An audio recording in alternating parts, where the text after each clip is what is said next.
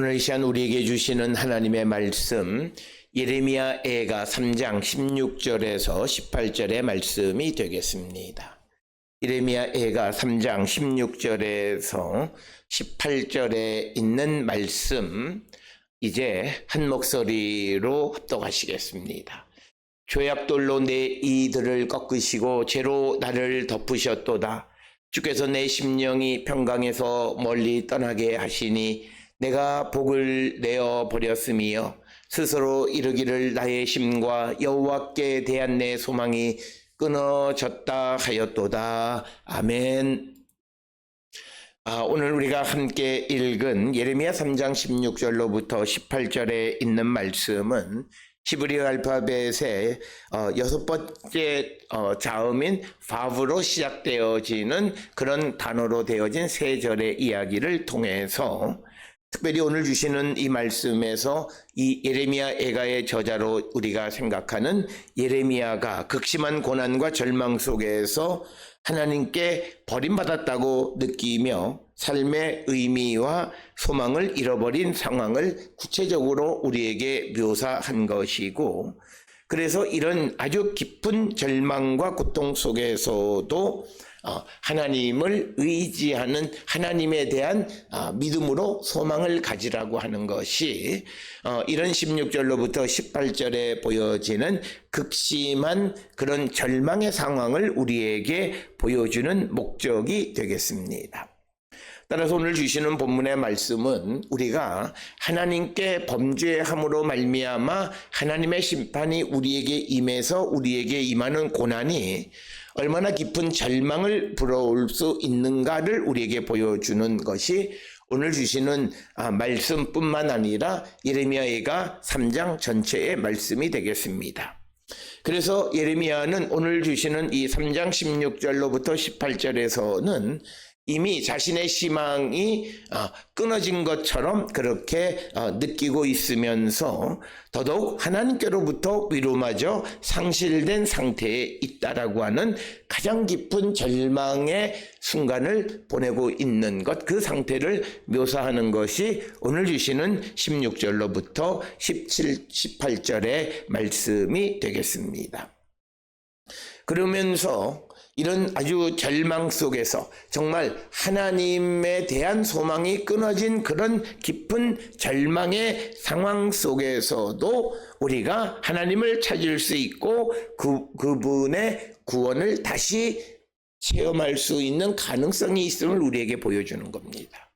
그래서 우리가 이런 심판에 관한 말씀들을 성경에서 읽을 때 그 말씀은 심판 그 자체가 목적이 아니라는 겁니다. 그래서 성경에서 하나님께서 범죄한 자들을 그냥 멸하고 죽여버리지 않고 그들에게 고난을 주시는 이유는 그 고난이 연단이라는 거예요. 그래서 그 연단을 통해서 그가 어떤 상황 속에 있든지 하나님께로 돌아가면 하나님은 다시 그를 구원해 주심을 알게 하는 것이 우리에게 주시는 고난의 목적이고, 그렇기 때문에 모든 성도는 자신이 겪고 있는 고난, 어려움, 환난, 역경 이 속에서 살아계시는 주님을 만나려고 애쓸 때 주님은 만나주세요. 그래서 우리가 주님에게 가까이 가고 주님을 만나려고 하는 자들에게 주님은 우리를 만나주시는 거예요. 그래서 많은 사람들은 신앙의 어떤 그런 그 상태적인 면에서 나는 가만히 있고 하나님이 내게 오셔서 나에게 복을 주시기를 바라는 분들이 많아요. 그래서 나는 그냥 있으면 하나님. 그런데 성경에서 우리에게 주시는 것은 우리에게 동적인 믿음을 요구하시는데, 이 동적인 믿음은 내가 하나님께로 다가설 때 하나님은 나를 만나주시는 분이시다라고 하는 거예요. 이 사실을 우리가 잊지 말아야 합니다. 그래서 오늘 주시는 16절로부터 18절까지, 특별히 18절에 보면 나의 심과 여호와에 대한 내 소망이 끊어졌다고 느끼는 그런 상황 속에서도 하나님께로 가야 됩니다. 그리고 또 17절에 나오는 것처럼 주께서 내 심령이 평강에서 멀리 떠나게 하시고 내가 복을 버려 복을 받지 못하는 존재가 되게 하셨는 그런 상황 속에서도 하나님 앞에 나가면 그를 구원해 주시는 분이시다라고 하는 것이 오늘 우리에게 주시는 말씀이 되겠습니다. 따라서 오늘 주시는 16절로 18절은 아주 인간이 하나님 앞에 범죄하면 겪게 되는 아주 극한 어떤 절망의 상황을 통해서 그 상황 속에서도 여호와께 나가면 주님의 구원을 체험할 수 있음을 우리에게 가르쳐 주는 그런 말씀이 되겠습니다. 특별히 오늘 주시는 16절에 있는 말씀에 조약돌로 이들을 꺾으시며 죄로 나를 덮으셨도다. 그래서 이 16절을 통해서는 하나님 앞에 범죄하고 하나님의 심판을 받은 그 사람이 겪는 고통, 절망을 아주 생생하게 우리에게 묘사해 주고 있습니다. 그래서 오늘 주시는 본문은 아주 잔인하기 이를 데 없는데 죄악돌로 내 이들을 꺾으시고 죄로 나를 덮으셨다는 말을 쉽게 번역하면 죄악돌로 내 이빨을 뭉개버렸고 그가 나를 죄로 억눌렀다 이런 말씀입니다. 죄로 나를 덮었다라고 하는 억누르다 또는 덮었다라고 하는 뜻을 갖는 히크피쉬라고 하는 단어, 이 단어가 의미가 정확하게 우리가 그 뜻이 무엇인지 알기는 매우 어렵습니다. 그래서 오늘 주시는 이 본문의 말씀에서 하나님께서 범죄하는 자들에 대해서 어떻게 그들을 징계하시는가에 대해서 우리에게 보여주는 것, 그것을 통해서 그러기에 죄를 짓지 마라. 하나님의 사랑받던 시온 이스라엘이었지만 그들이 하나님을 배반하고 범죄하니 여호와께서 이제는 그들의 일을 꺾고 죄로 그를 덮어버리셨다라고 하는 거예요. 이것을 통해서 우리에게 가르쳐 주는 것은 그러기에 우리가 하나님을 배반하지 않는 삶을 살아야 되고 하나님을 인정하는 삶을 살아야 된다라고 하는 것입니다. 지난 시간에도 말씀을 드렸습니다만 우리가 하나님 앞에 짓는 죄는 도덕적, 윤리적 그런 죄를 말하는 것이 아닙니다. 성경에서 말하는 하나님 앞에 범죄하는 죄 중에 가장 큰 것은 여호와를 인정하지 않는 겁니다. 즉 우리가 세상을 살아가며 나는 주님의 것이라고 말하고 내 안에 주님이 계시고 주의 성령이 내 안에 임재해 계시다고 말하지만 성령의 인도하심에 거역하고 내 육신이 원하는 대로 살아가는 삶, 그래서 모든 일에 하나님 앞에 기도하고 주님의 뜻을 묻기 전에 내가 먼저 결정하는 삶을 살아가는 것. 그래서 그가 아무리 선한 일을 한다 할지라도 하나님 없이 하나님의 주권을 침해하는 것, 그것이 죄라고 하는 사실을 분명하게 우리는 기억하셔야 됩니다. 그래서 오늘 주시는 본문을 통해서는 하나님의 주권을 무시하고 하나님 앞에 배반하고 하나님 앞에 많은 죄를 지은 이스라엘에 대해서 하나님은 그들의 일을 꺾어버리고 죄로 그들을 덮어버리시는 그런 재앙을, 그들에게 고통을 주셨다라고 하는 것이 오늘 주시는 본문의 말씀입니다. 그래서 오늘 주시는 본문을 통해서 죄에 대한 하나님의 엄중한 징계, 이것을, 그리고 죄를 짓는 것에 대한 대가가 얼마나 큰가를 우리에게 상징적으로 보여주는 것이 오늘 주시는 본문의 말씀이 되겠고, 특별히 죄로 나를 덮으셨다, 이 구절도 굉장히 이해하기가 어려운 구절이 되겠습니다. 왜 그러냐면 우리가 죄로 덮는다라고 하는 것은 고대 유대인들의 전통에서는 회개와 겸손의 상징입니다. 그래서 사람들이 죄를 회개할 때 죄를 뒤집어 쓰고 겸손한 태도를 취하는 모습은 하나님 앞에서 자신의 죄를 인정하고 용서를 구하는 그런 모습과도 마치 같은 겁니다. 그래서 오늘 주시는 본문에서는 그런데 그 죄로 나를 덮으신 것의 주체는 하나님이세요. 그러니까 이 말은 하나님께서 이스라엘 백성들에게 죄로 그들을 덮으셨다는 것은 죄를 자복하고 회개하고 주께로 돌아오기를 촉구하시는 말씀이라는 거예요. 그러니까 오늘 주시는 이 본문의 말씀에서 하나님께서 이스라엘에게 내리신 고난 재앙의 목적을 분명하게 보여주시는데, 죄로 나를 덮으시는 것처럼 겸손하게 죄를 인정하고 하나님 앞에 나오기를 요청하고 촉구하시는 말씀, 그 목적으로 고난을 주셨다라고 하는 겁니다. 또 이어지는 17절에서 주께서 내 심령이 평강에서 멀리 떠나게 하시니 내가 복을 내어 버렸음이여.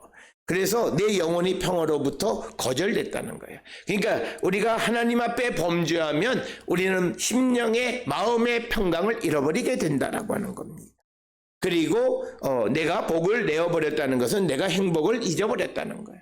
그러니까 마음의 평강이 없으니까 복도 없는 거예요. 그러니까 성경은 심령에 대해서 예수께서 말씀하신 것은 심령에 따라 그 사람의 복이 결정되어요. 그래서 심령이 마음이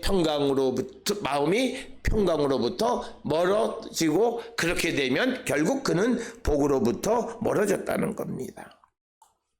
그래서 이것은 이제 그가 하나님 앞에 범죄하는 자들의 특징은 그가 마음속으로 평안을 상실하게 된다라고 하는 겁니다. 그래서 우리가 더더욱 죄를 지을 때도 심령의 평강을 잃어버릴 뿐만 아니라 그 죄에 대한 하나님의 공의로운 심판이 임하게 되어졌을 때 더더욱 그 심판 가운데 고통과 절망 속에 있는 자들 역시 마음의 평강을 잊어버리고 있다라고 하는 겁니다.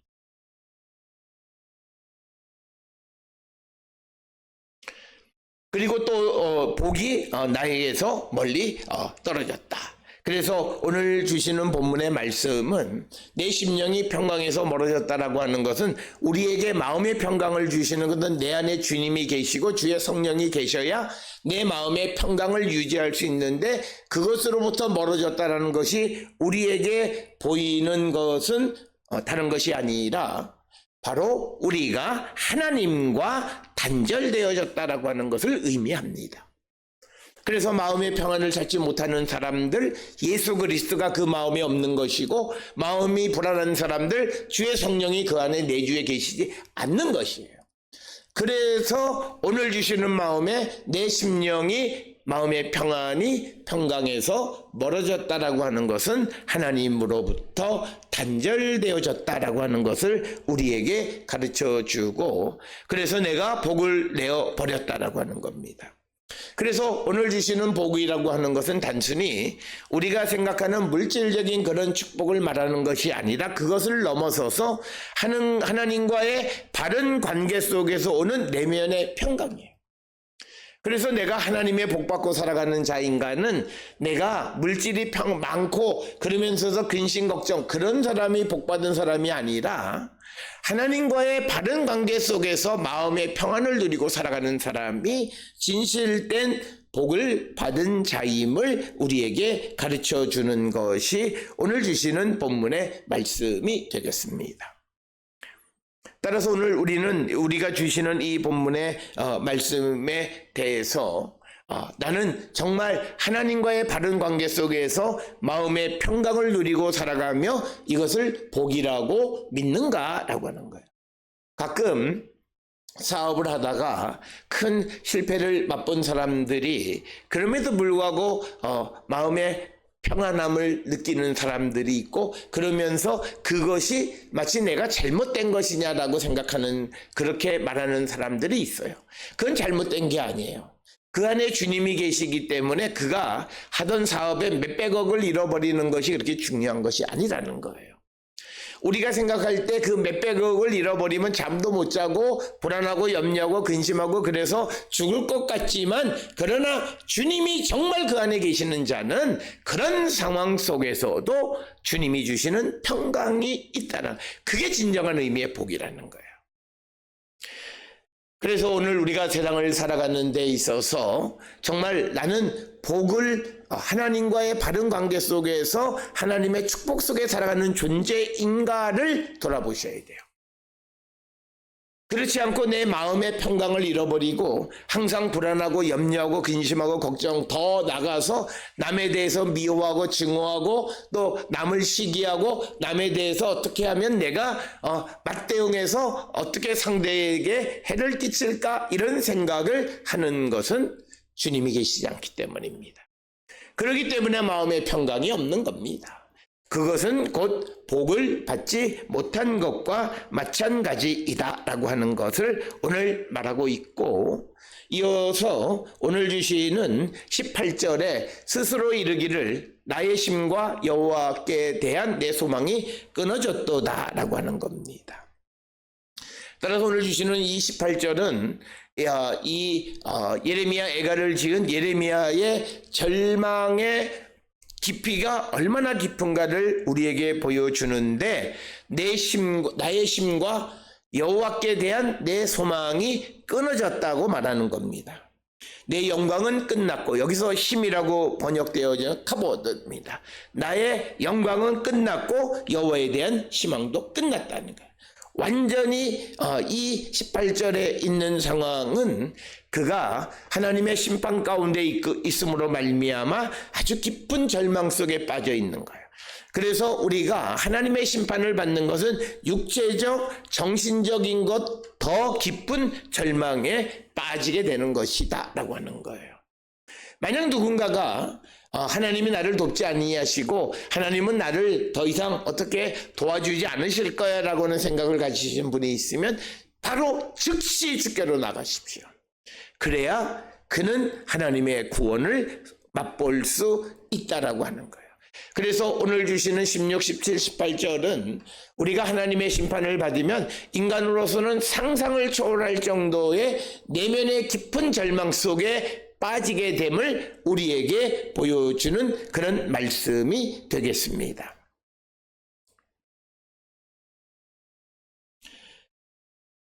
그래서 이때 이렇게 나의 심과 여호와에 대한 내 소망까지도 다 끊어진 상태가 되어진 이런 깊은 절망 속에서 우리를 구원해 줄 수 있는 것은 우리가 하나님께로 나가 주님의 자비와 긍휼을 구하는 겁니다. 그러니까 우리가 하나님 앞에 나갈 때 아무것도 필요한 것이 없어요.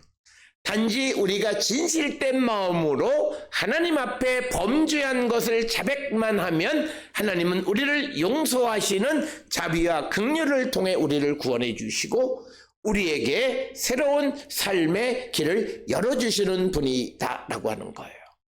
그래서 오늘 주시는 본문의 말씀으로는 이 하나님의 심판이 임하기 때문에 사람으로서는 어떻게 할 수 없는 이제 하나님에 대한 소망도 끝났고 그리고 나의 영광, 나의 힘도 다 끝난 상태, 우리가 세속적인 말로 죽을 수밖에 없는 그런 상황 속에 처해 있는 이 모습을 우리에게 보여주면서 그런 상황 속에서도 우리가 다시 하나님의 도움으로 살아날 길이 있음을 암시해주고 그것을 제시해주는 것이 이제 예레미야 애가 4장에서 그것을 구체적으로 우리에게 가르쳐주고 있습니다.